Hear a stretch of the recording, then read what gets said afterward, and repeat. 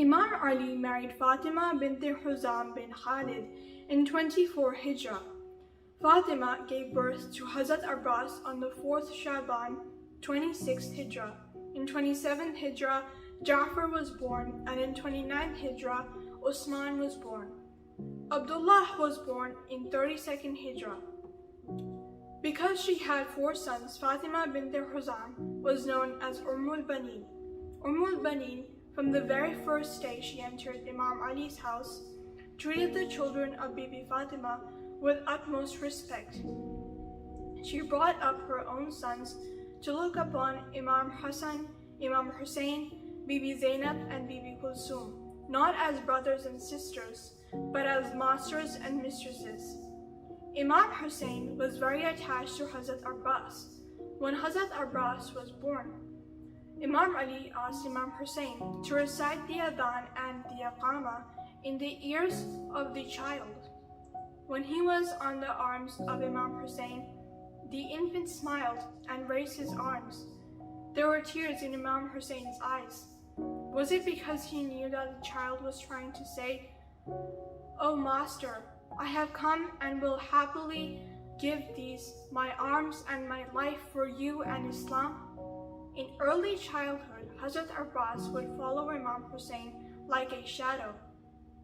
If Imam Hussain looked thirsty, Hazrat Abbas would rush to bring him water.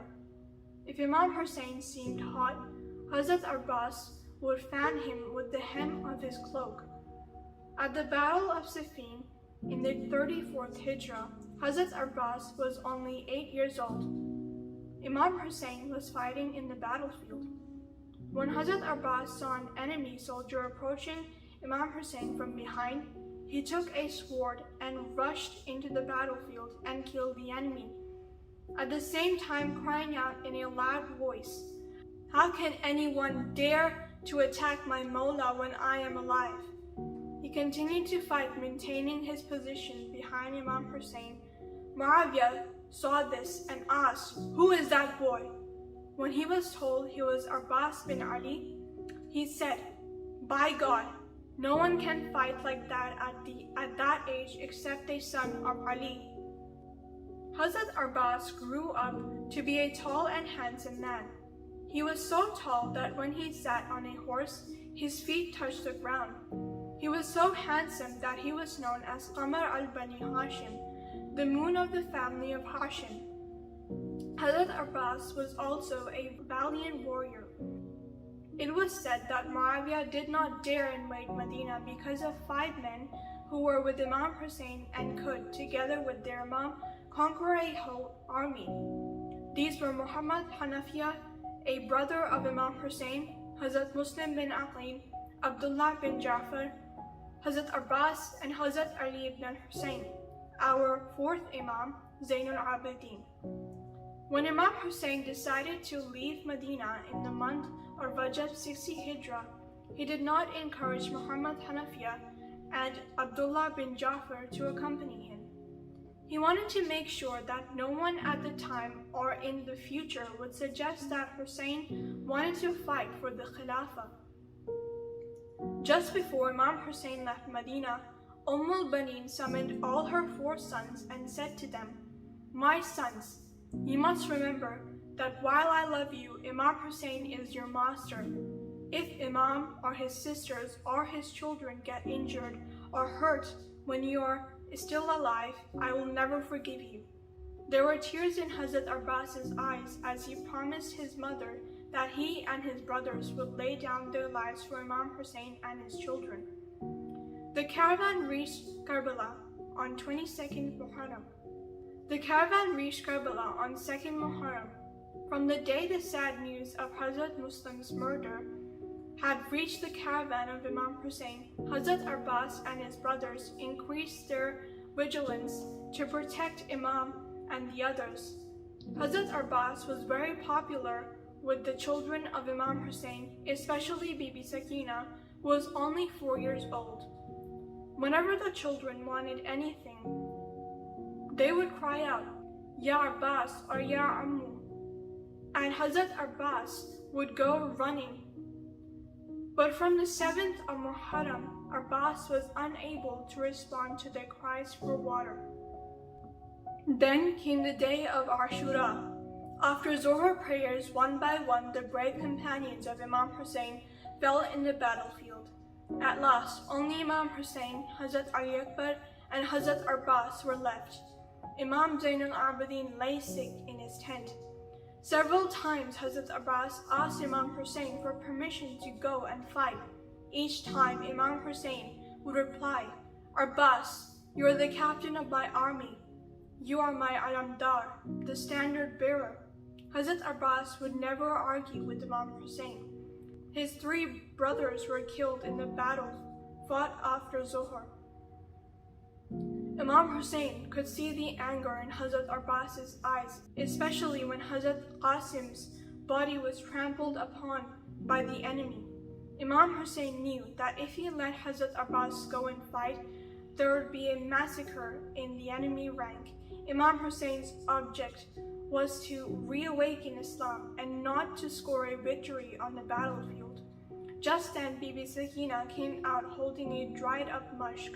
She walked up to Hazrat Abbas and said, "Alatash Yamu, I am thirsty, O my uncle Abbas."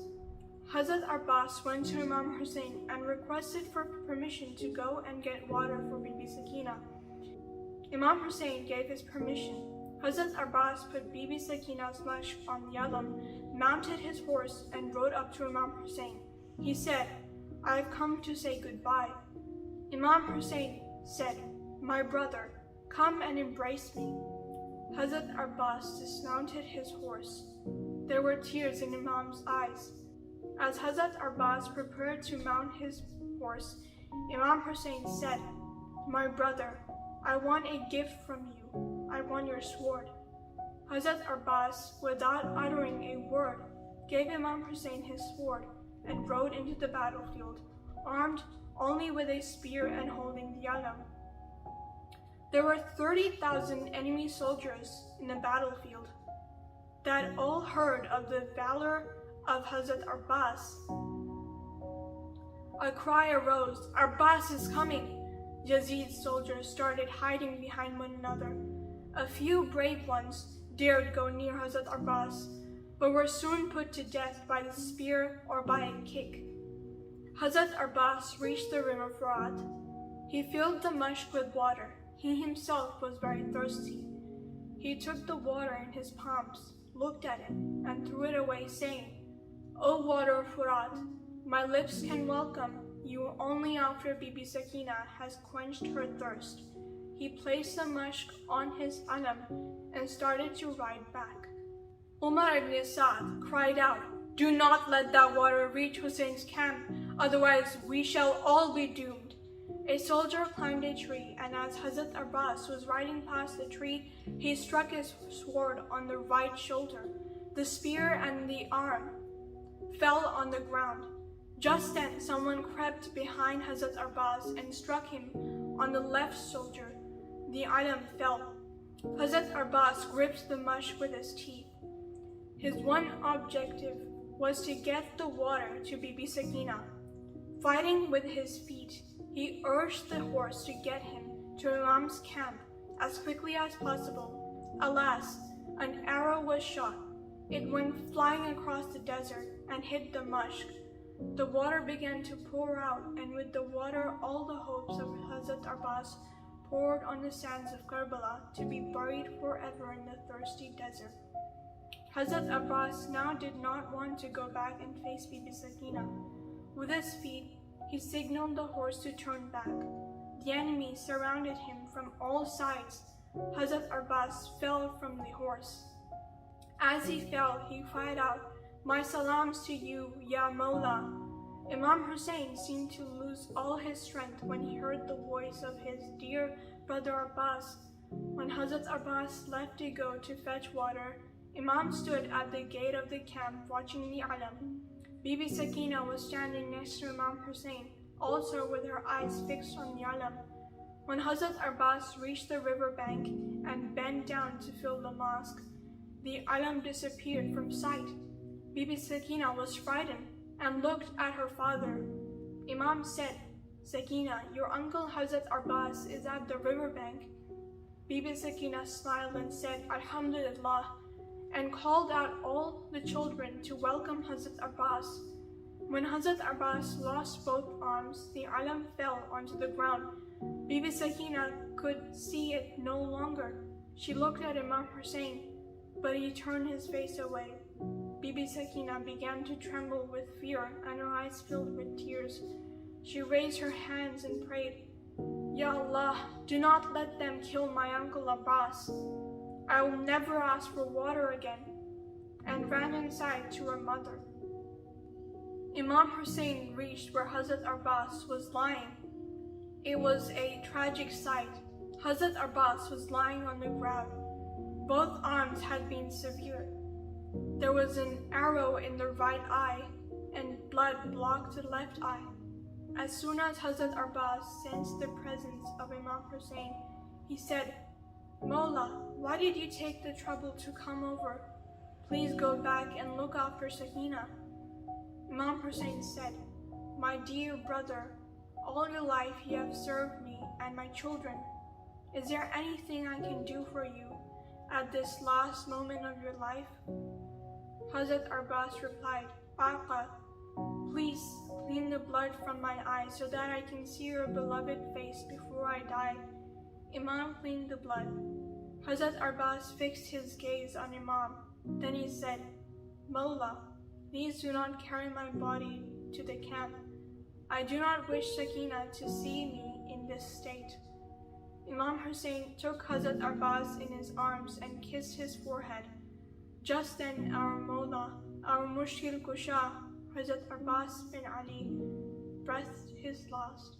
Imam Hussain placed Bibi Sakina's mashk on the alam and carried the alam to the camp. He went to Bibi Zainab's tent. Imam Hussain could not say a word. He gave the alam to Bibi Zainab and sat down on the floor.